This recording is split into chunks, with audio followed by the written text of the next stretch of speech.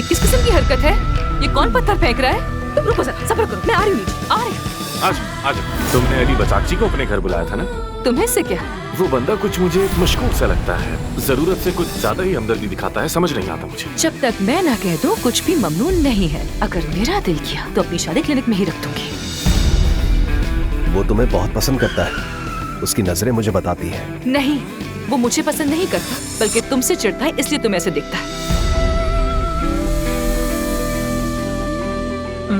अब बस भी करो, कितना घूरोगे उसको? नजर लगाओगी क्या? क्या? मैं घर में वापस आना चाहता हूँ। देखो, इस घर के तुम्हारे लिए रास्ते बंद हो चुके हैं। तुम इस घर में नहीं आ सकते।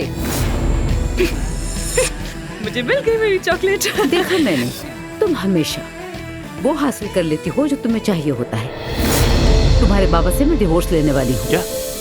बाबा से डिवोर्स? तुम्हारे बाबा क्या? और परवीन। खुश आमदीद। सबा,